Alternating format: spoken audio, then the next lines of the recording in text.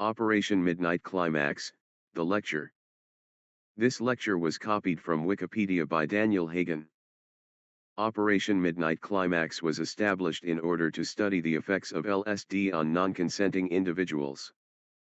Senate investigators were told that the goals of these experiments were to study mind control and sexual behavior.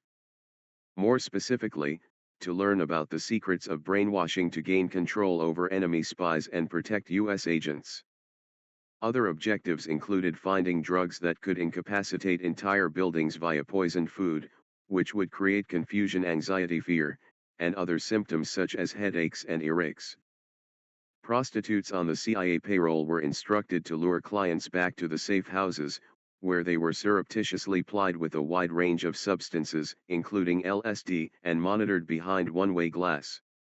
Objectives and methodology. Operation Midnight Climax was established in order to study the effects of LSD on non-consenting individuals. Prostitutes on the CIA payroll were instructed to lure clients back to the safe houses, where they were surreptitiously plied with a wide range of substances, including LSD, and monitored behind one-way glass. The prostitutes were instructed in the use of post-coital questioning to investigate whether the victims could be convinced to involuntarily reveal secrets. The victims were sometimes fed subliminal messages in attempts to induce them to involuntary actions, including criminal activities such as robbery, assault, and assassination. Many of the CIA operatives involved in the experiments voluntarily indulged in the drugs and prostitutes for recreational purposes. Additionally, information from Wilmington News Journal on October 15, 1978, reports from a FOIA request that the spy agency purchased 2 pounds of yohimbine hydrochloride, by Dr. Robert V. Lashbrook, the chief aide to Dr. Sidney Gottlieb. The role of Dr. Lashbrook was to monitor and approve materials for Operation Midnight Climax. Senate investigators were told that the goals of these experiments were to study mind control and sexual behavior. More specifically, to learn about the secrets of brainwashing to gain control over enemy spies and protect U.S. agents. Other objectives included finding drugs that could incapacitate entire buildings via poisoned food, which would create confusion, anxiety, fear, and other symptoms such as headaches and earaches. These drugs could also have amnesia effects, which were intended for use on foreign spies following interrogations and retiring CIA agents. Another aspect they tested was the effect of combining LSD and isolation, where the subjects would be dosed and isolated for months at a time with minimal food and water. Operation Midnight Climax was an operation carried out by the CIA as a sub-project of Project MKUltra, the mind control research program that began in the 1950s. It was initially established in 1954 by Sidney Gottlieb and placed under the direction of the Federal Bureau of Narcotics in Boston, Massachusetts, with the federal narcotics agent and CIA consultant George Hunter White under the pseudonym of Morgan Hall. Dr. Sidney Gottlieb was a chemist who was chief of the chemical division of the Office of Technical Service of the CIA. Gottlieb based his plan for Project MKUltra and Operation Midnight Climax off interrogation method research under Project Artichoke. Unlike Project Artichoke, Operation Midnight Climax gave Gottlieb permission to test drugs on unknowing citizens, which made way for the legacy of this operation.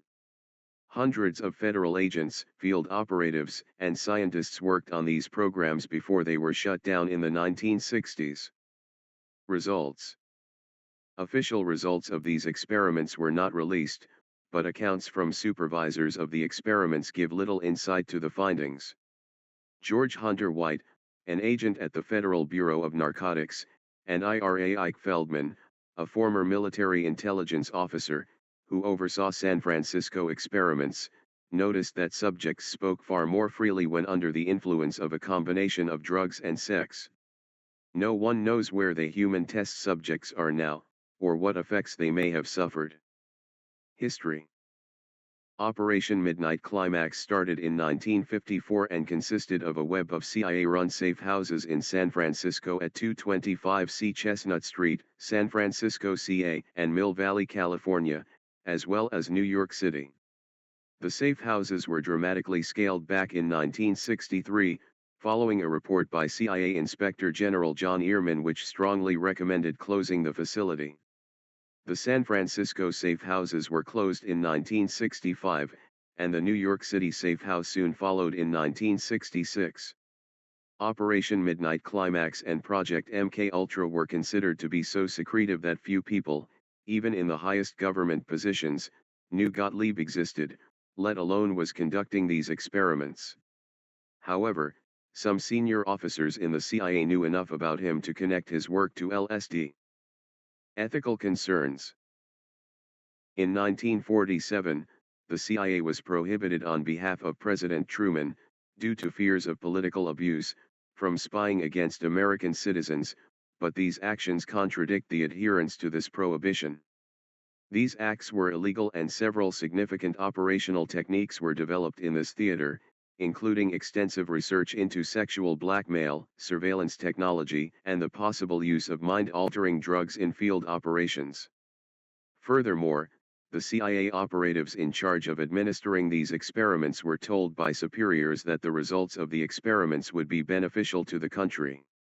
There is currently a debate over how ethical George Hunter White's actions were, with some arguing that if his motive was to legally make people suffer, he was unethical, while others argue that if he believed that the experiments would benefit national security, his actions could be justified. The subjects of Gottlieb's experiments also included mentally disabled children.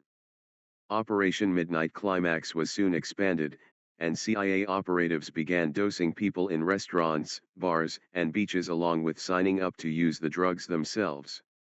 The extent to which this widespread exposure of the public to mind-altering drugs contributed to the rise of the counterculture movement in the late 1950s and 1960s is unknown, although Ken Kesey has attributed his role in the genesis of the influential San Francisco Bay Area psychedelic social scene that developed in the 1960s to his participation in Project MKUltra LSD experiments at the Menlo Park, California, VA hospital. Public sphere and U.S. government response. In 1974, the New York Times journalist Seymour Hersh published a story exposing the CIA's illegal spying on U.S. citizens and how the CIA had conducted non-consensual drug experiments. His report started the lengthy process of bringing long-suppressed details about MKUltra to light. Project MKUltra came to light in the spring of 1977 during a wide-ranging survey of the CIA's Technical Services Division. John K. Vance, a member of the CIA Inspector General's staff, discovered that the agency was running a research project that included administering LSD and other drugs to unwilling human subjects. Additionally, several CIA FOIA requests revealed a collection of documents from several news sources in the late 1970s reporting information on Operation Midnight Climax.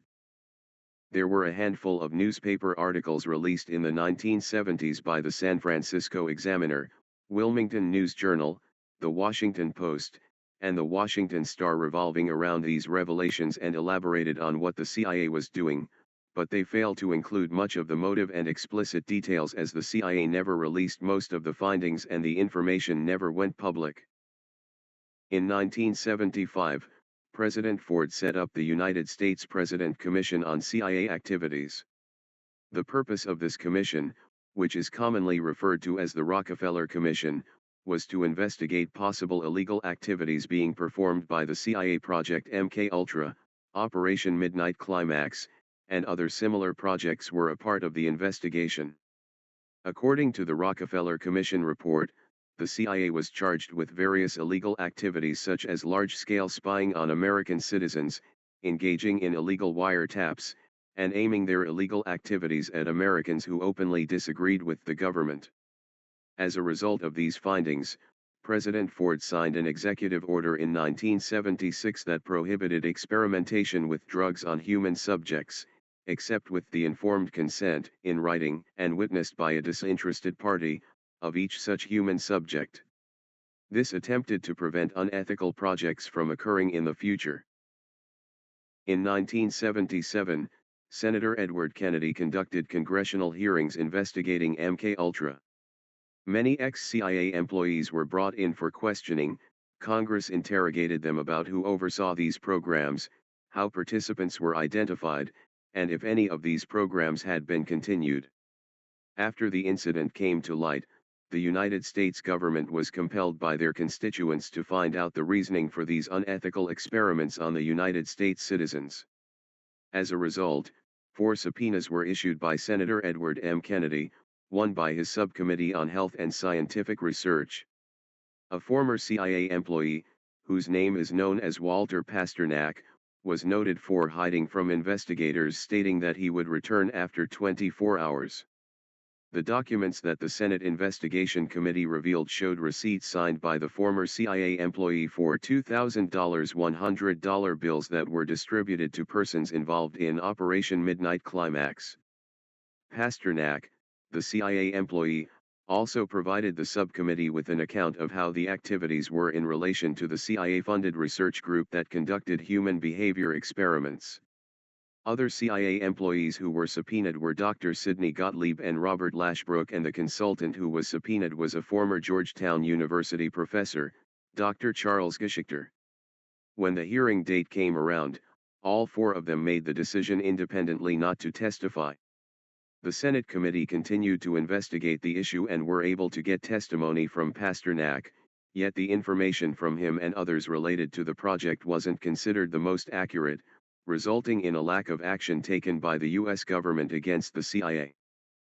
The CIA's LSD experiments continued until 1963 before being shut down. In 1963, John Vance, a member of the CIA Inspector General's staff, learned about the project's surreptitious administration to unwitting non-voluntary human subjects.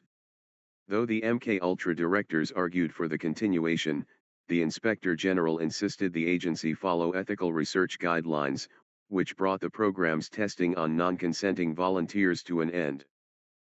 The paper records of the operation were destroyed, and during the trials, many agents claimed they could not remember details about it, and there were no records for Congress to verify, thus, leading to no noted convictions or justice for the CIA and individuals involved. Possible death. One possible death associated with Project MKUltra and Operation Midnight Climax was the death of Frank Olson. Frank Olson was a scientist who worked for the CIA and for the United States Army Biological Warfare Laboratories.